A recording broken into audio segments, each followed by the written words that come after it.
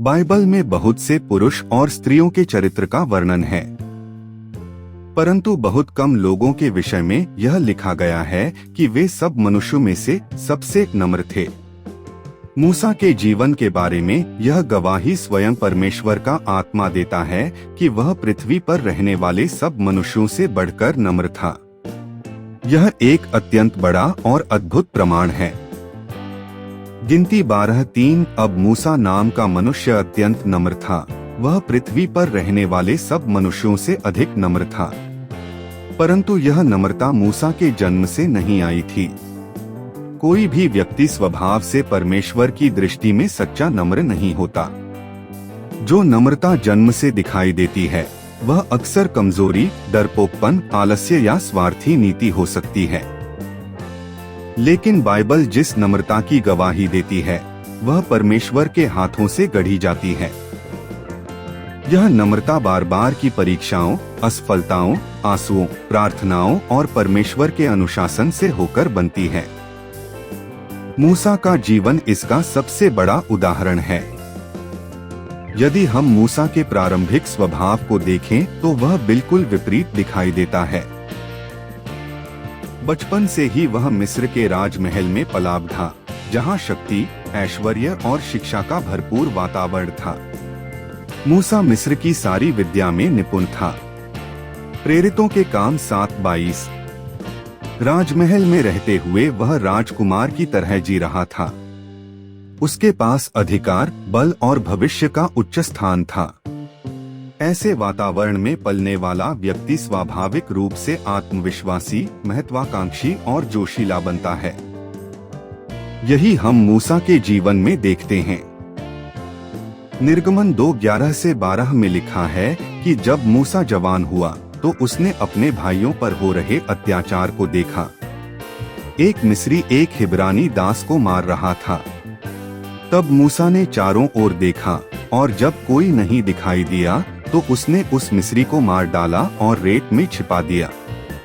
यह घटना हमें दो बातें सिखाती है। मूसा के भीतर न्याय और दया का भाव था। वह अपने भाइयों के दुख को सहन नहीं कर सका, परंतु उसी समय उसमें अधीरता और क्रोध भी था। उसने परमेश्वर से मार्गदर्शन नहीं मांगा, बल्कि अपने बल और क्रोध से कार्य किया। यही कारण है कि उसे मिस्र छोड़कर भागना पड़ा। उस एक अधीर कदम ने उसके जीवन की दिशा बदल दी। आज भी हम में से कितने लोग ऐसे हैं जो जोश और अधीरता में निर्णय ले लेते हैं और बाद में उसका भारी परिणाम भुगतना पड़ता है। मूसा की तरह हमारे जीवन में भी कभी कभी परमेश्वर हमें हमारी अधीरता के कारण अनुशासन में डाल देता है। मूसा को अपने उस कार्य के कारण 40 वर्ष तक मिद्यान देश में रहना पड़ा। यदि हम सांसारिक दृष्टि से देखें तो यह समय व्यर्थ लगता है। एक शिक्षित राजकुमार अब भेड़-बकरियों की चरवाही करता है। एक राजमहल में पला व्यक्ति अब मरुभूमि में अकेला रहता है। एक महत्वाकांक्षी नेता अब गुमनामी में जीता है। परंतु यह सब व्यर्थ नहीं था। यही वह समय था जब परमेश्वर मूसा को गढ़ रहा था। परमेश्वर ने 40 साल तक मूसा को नम्रता, धीरज और आत्मसंयम में प्रशिक्षित किया। यह हमें यह सिखाता है कि परमेश्वर का घड़ी और संसार की घड़ी अलग अलग होती है। संसार सोचता है कि सफलता का समय वही है जब आप जवान, ऊर्जावान और सक्षम हो, परंतु परमेश्वर अक्सर हमें पहले तोड़ता है और फिर अपनी योजना के लिए बनाता है। सच्ची नम्रता किसी व्यक्ति में एकदम से नहीं आती। यह धीरे धीरे परमेश्वर की अगुवाई और अनुभवों से विकसित होती है। मूसा के जीवन से हम यह प्रक्रिया देखते हैं। असफलता, मिस्री को मारना और भागना पड़ा। एकांत, जंगल में 40 वर्ष। अनुशासन, भेड़ों की देखभाल, साधारण जीवन जीना। परमेश्वर का अनुभव, जलती झाड़ी में परमेश्वर का दर्शन, निर्गमन 3। लगातार परीक्षाएं, फिरौन के सामने खड़ा होना, इस्राएलियों की शिकायतें सहना। इन सब ने मिलकर मूसा को वह बनाया जो आगे चलकर सबसे नम्र कहलाया। आज के समय में भी हम देखते हैं कि बहुत से लोग प्रारंभ में बड़ी प्रतिभा और अवसर पाते हैं। वे ऊंचाई पर पहुंच सकते हैं, लेकिन यदि उनमें नम्रता नहीं होती तो वे टिकते नहीं। कुछ लोग सफलता के समय घमंडी हो जाते हैं, लेकिन असफलता और संघर्ष के बाद उनमें टूटन आती है। वही टूटन उन्हें सिखाती है कि जीवन परमेश्वर के हाथ में है। एक प्रतिभाशाली युवा जो IAS बनने का सपना लेकर पढ़ाई करता है, परंतु बार बार असफल होता है। उस असफलता में वह परमेश्वर की खोज करता है और अंततः एक सेवकाई के कार्य में लग जाता है, जहां वह बहुत आत्मिक फल लाता है। असफलता ने उसे नम्र बनाया और परमेश्वर के योग्य बनाया। जल्दबाजी नम्रता का शत्रु है। मूसा ने जल्दबाजी में मिस्री को मारा, परिणाम स्वरूप उसे 40 वर्ष का निर्वासन झेलना पड़ा। एकांत नम्रता का विद्यालय है। जंगल का एकांत परमेश्वर का स्कूल था, जहां मूसा ने खुद को और परमेश्वर को पहचाना। नम्रता बिना नेतृत्व अधूरा है। मूसा के पास बुद्धि और बल था, परंतु बिना नम्रता के वह परमेश्वर के काम के योग्य नहीं था। मूसा का जीवन हमें यह सिखाता है कि परमेश्वर का काम करने के लिए केवल प्रतिभा और शक्ति पर्याप्त नहीं है। उसके लिए सबसे जरूरी है नम्रता, और यह नम्रता जीवन की असफलताओं, संघर्षों और परमेश्वर के अनुशासन से होकर आती है। आज हम अपने जीवन पर विचार करें। क्या हम अपनी जल्दबाजी और क्रोध से गलत निर्णय ले रहे हैं? क्या हम अपने निर्वासन या एकांत के समय को बेकार समझते हैं, जबकि परमेश्वर उसमें हमें गढ़ रहा है? क्या हम मानते हैं कि सच्चा नेतृत्व तभी संभव है जब हम परमेश्वर की उपस्थिति में टूटे और नम्र बने?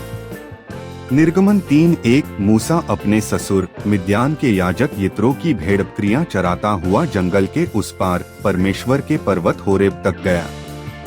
हमने देखा कि मूसा ने अपनी अधीरता और जोश में मिस्री को मार डाला और उसके कारण उसे मिस्र से भागकर मिद्यान देश में शरण लेनी पड़ी।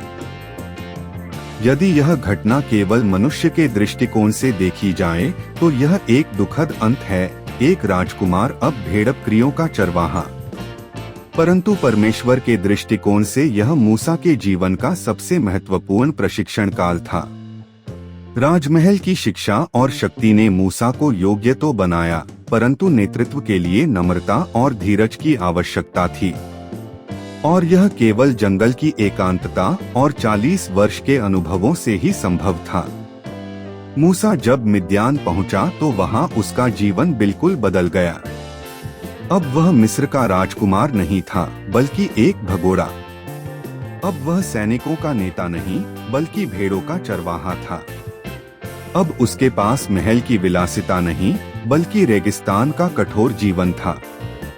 यह गुमनामी का जीवन मूसा के लिए बहुत कठिन रहा होगा।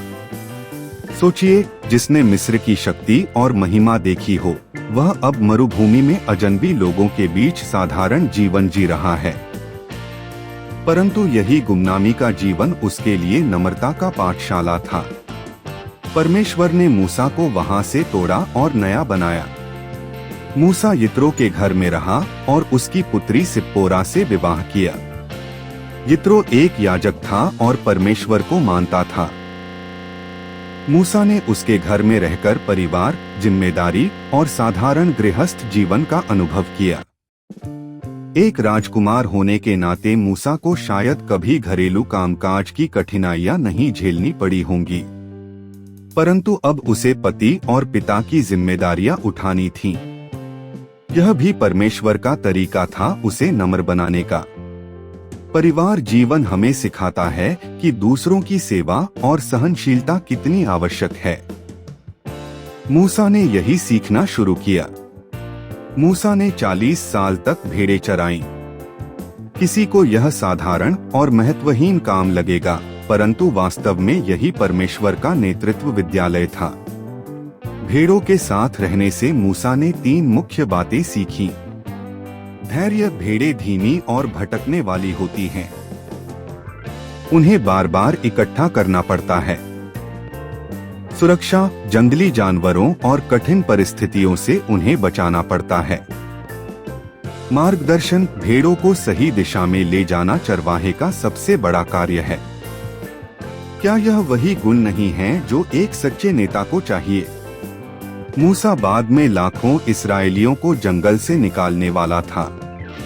उनके साथ धैर्य रखना, उनकी शिकायतें सहना और उन्हें परमेश्वर के मार्ग पर चलाना, यह सब उसने भेड़ों के साथ रहकर सीखा। मिद्यान का जंगल केवल गुमनामी और कठिनाई का स्थान नहीं था, बल्कि परमेश्वर से मिलने का स्थान भी था। मूसा ने वहां परमेश्वर के स्वर को सुनना सीखा। वहां उसे समय मिला कि वह अपने अतीत पर विचार करे और अपनी गलतियों से सीखे। धीरे धीरे परमेश्वर उसके जीवन में स्पष्ट होता गया। सबसे अद्भुत अनुभव तब हुआ जब उसने जलती हुई झाड़ी में परमेश्वर का दर्शन किया। निर्गमन 3। वहां से उसके जीवन की नई शुरुआत हुई। परमेश्वर ने मूसा को 40 साल तक जंगल में क्यों रखा? क्रोध को तोड़ने के लिए। जो व्यक्ति अधीरता में हत्या कर सकता था, उसे पहले धीरज का पाठ सीखना था। स्वयं पर भरोसा तोड़ने के लिए। मिस्र में मूसा अपने बल और विद्या पर भरोसा करता था। जंगल में उसने सीखा कि केवल परमेश्वर ही पर्याप्त है। लोगों की देखभाल सिखाने के लिए चरवाहे का दिल बनाना जरूरी था। यह 40 वर्ष समय की बर्बादी नहीं, बल्कि परमेश्वर की गहरी तैयारी थी। हमारे जीवन में भी परमेश्वर हमें कभी कभी ऐसे ही जंगल में ले जाता है। नौकरी का मौका छिन जाता है। योजनाएं असफल हो जाती हैं। लोग हमें भूल जाते हैं। ऐसे समय में हमें लगता है कि सब व्यर्थ हो गया, परंतु वास्तव में यही समय है जब परमेश्वर हमें नम्र, धीरजवान और सेवकाई योग्य बना रहा होता है। एक युवक जो डॉक्टर बनना चाहता था, बार बार परीक्षा में असफल हुआ। निराश होकर उसने बाइबल कॉलेज में दाखिला लिया। वहां उसने सीखा कि असफलता ही उसे परमेश्वर की सच्ची योजना में ला रही थी। बाद में वह एक महान सेवक बना। जंगल के अनुभव में हम मूसा और यीशु मसीह की समानता देखते हैं। मूसा ने 40 वर्ष जंगल में बिताए।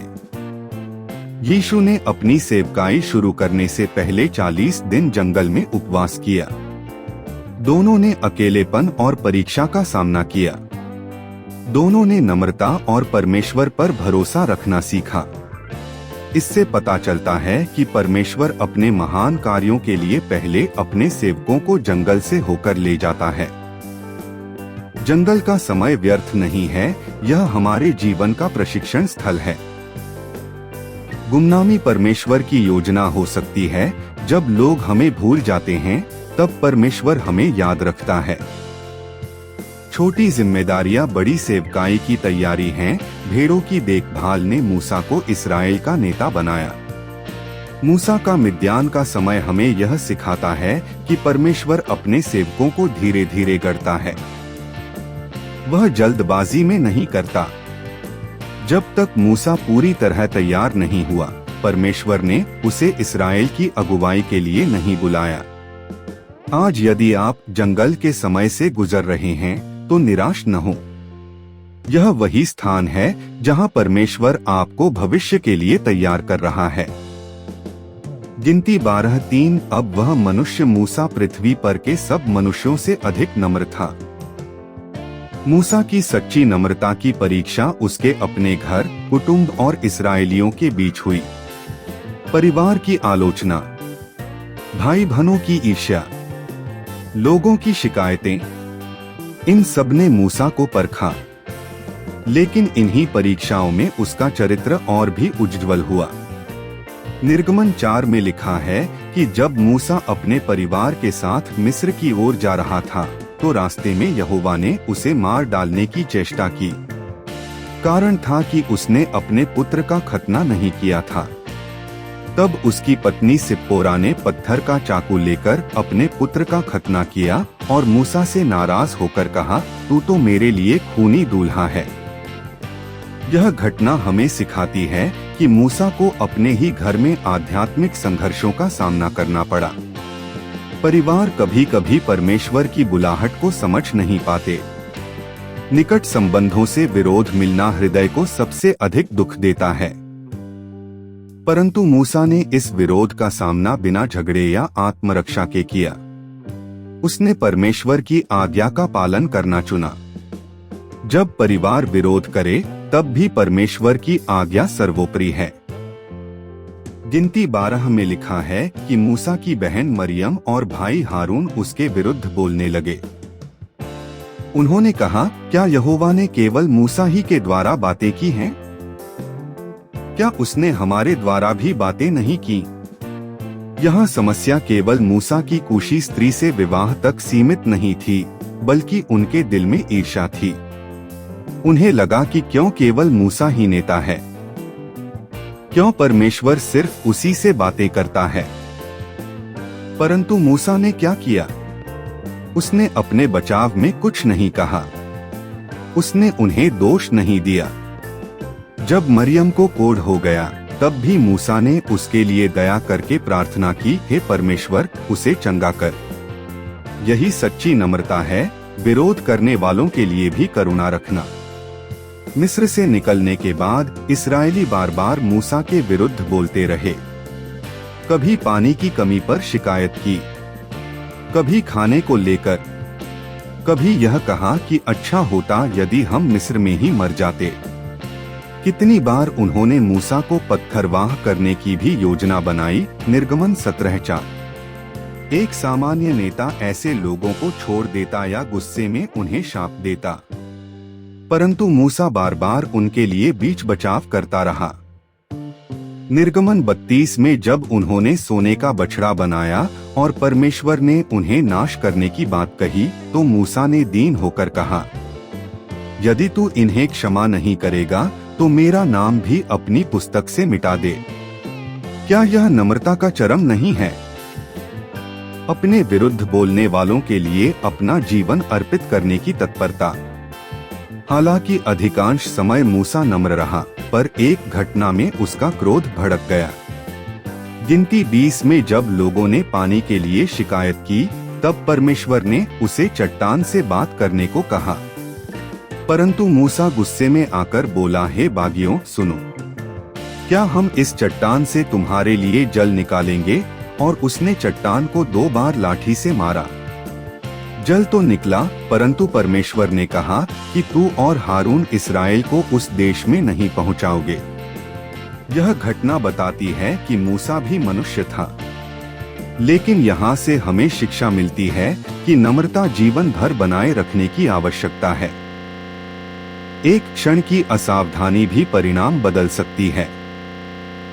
मूसा के अनुभवों से हम समझ सकते हैं कि नम्रता क्या है। आत्मरक्षा न करना, भाई बहनों के विरोध पर उसने अपने लिए कुछ नहीं कहा। क्षमा करना, शिकायत करने वालों के लिए प्रार्थना की। दूसरों को प्राथमिकता देना, अपने नाम मिटाने तक की इच्छा रखी। दया दिखाना, मरियम की चंगाई के लिए करुणा की प्रार्थना की। यही कारण है कि बाइबल कहती है, वह पृथ्वी के सब मनुष्यों से अधिक नम्र था। हमारे जीवन में भी ऐसी परीक्षाएं आती हैं। परिवार हमें समझ नहीं पाता, भाई बहन या साथी ईर्ष्या करते हैं, मित्र और सहयोगी आलोचना करते हैं। लोग हमें धन्यवाद देने के बजाय शिकायत करते हैं। ऐसे समय में हमें मूसा की तरह नम्र रहना है। आत्मरक्षा करने की बजाय परमेश्वर पर भरोसा करना, विरोधियों के लिए प्रार्थना करना, क्षमा और दया दिखाना। मूसा का यह नम्र स्वभाव यीशु मसीह की ओर संकेत करता है। जैसे मूसा ने अपने लोगों के लिए मध्यस्थता की, वैसे ही यीशु ने हमारे लिए क्रूस पर मध्यस्थता की।